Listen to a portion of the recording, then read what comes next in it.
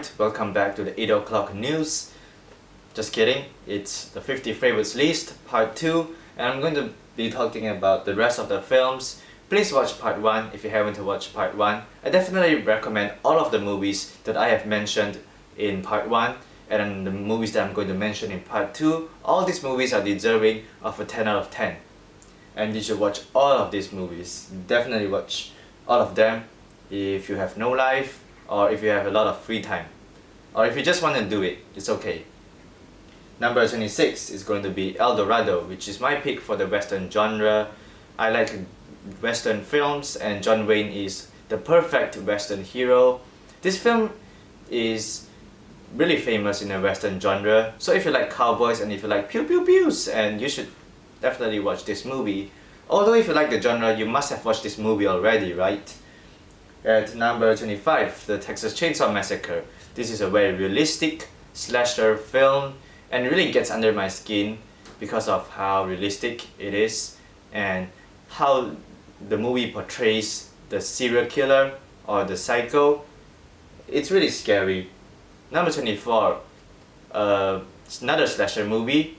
It's just like Texas Chainsaw Massacre, but it's a lot more relying on fantasy, and it's also not as scary. This is more fun than scary. So if you want to watch a fun slasher movie, watch this one. If you want to watch a realistic slasher movie, watch Texas Chainsaw Massacre.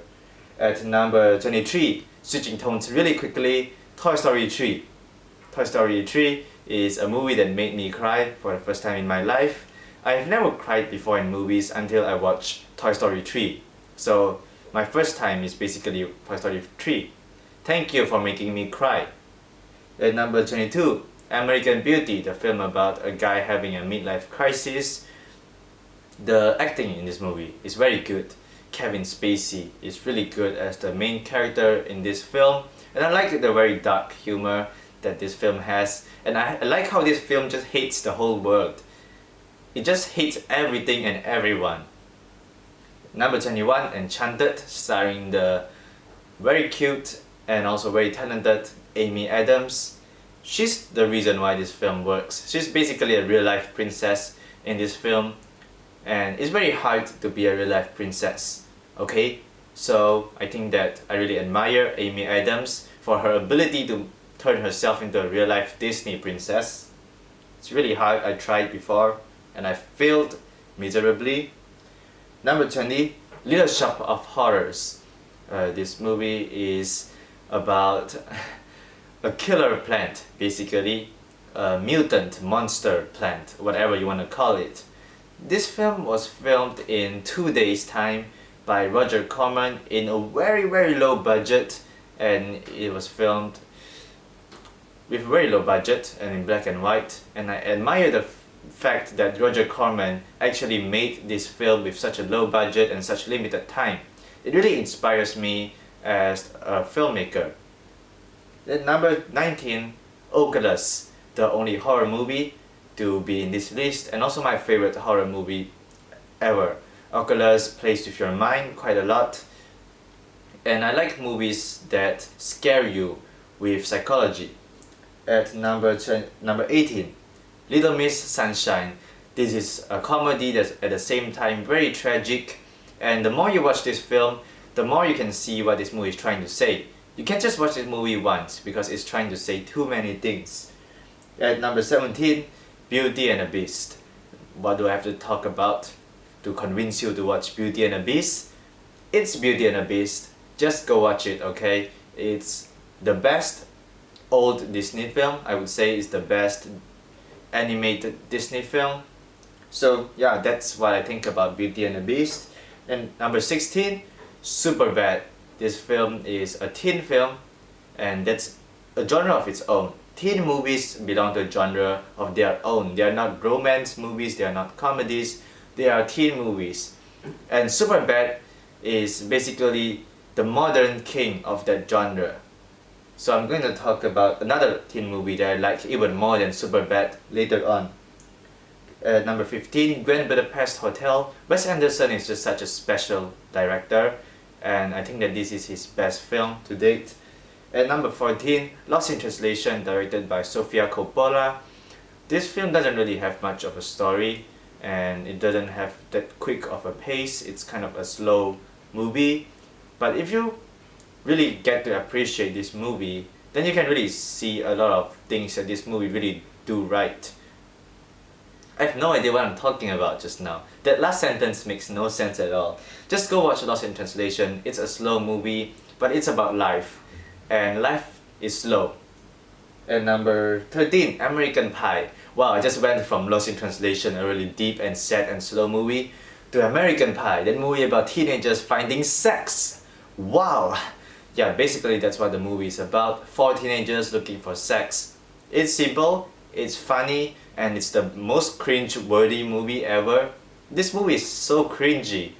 It's cringy in a very good way, because being a teenager is just a very cringy thing. Anyone who has ever been a teenager can tell you, being a teenager is cringy as hell. Number 12, Rocky. This is a very famous movie. It's about the boxer Rocky and his underdog story of how he became from just a normal person to a championship boxer. At number 11, Edward Scissorhands, a movie by Tim Burton, who is one of my favorite directors. And this movie really shows you what's going on inside the head of Tim Burton. Tim Burton is a very unique director, and his vision really gets to be played in this film. At number 10, Kill Bill Volume 1 and Volume 2. I consider both of them one film, so that's why I put them in the same category. They are both directed by Quentin Tarantino, and I think that you should watch both of these movies back to back. They are filled with amazing action sequences, and they're basically just non-stop action, so that's why I like it. Number 9, Roman Holiday, starring Audrey Hepburn and Gregory Peck. This movie is a very fluffy and fun romance movie that's another very good pick for Valentine's Day. At number 8, Terminator 2. This is a classic science fiction film. If you haven't seen Terminator 2, please watch it. It's very action-packed, but it's also very emotional at the same time. At number 7, 500 Days of Summer, a subversive, innovative, creative romance movie that manages to avoid a lot of the conventions of a romance movie. At number 6, Dumb and Dumber, a very dumb movie starring Jim Carrey in a very dumb performance, and it's a lot of dumb stuff, and it's a lot of fun. It's a lot of dumb fun, especially for dumb people like this guy right here. And number 5, The Breakfast Club. This is the teen movie that I think is better than Superbad, because this movie is very sensitive and it really taps deep into the hearts of teenagers and really talks in depth about their problems. And I really wonder to this day how John Hughes, who is an adult, can write so well, especially when it comes to teenage characters. But he's an adult. How does he know teenagers so well? I really have no idea. Maybe he went back in time to write the script. No idea. Number 4, E.T., the Steven Spielberg movie about the alien who fell to Earth and a bunch of kids who hide this alien in their room. This movie was a huge influence to a lot of people, and it was one of the biggest movies ever in the 80s. And it's a lot of fun, and you can really watch this movie and you can really feel what the 80s kids are feeling. Damn it, I'm losing my voice. Oh my god. I've been talking movies in front of this camera for so long right now. Number 3.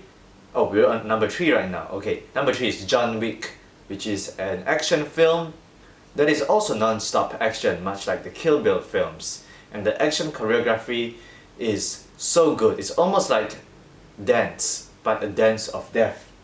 Number 2, Clueless.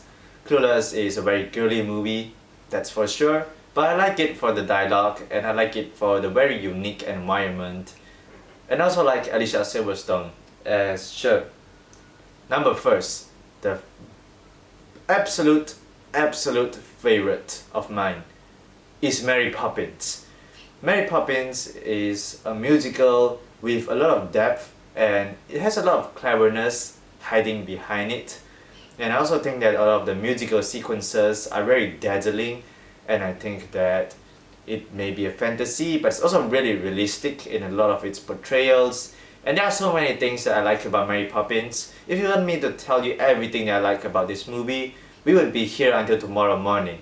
So this is my 50 favorite films. Finally, I can throw away this book. I don't need it anymore. So that's my 50 favorite film. I recommend you guys to watch all of it. And I'm going to be talking about my honorable mentions in another video.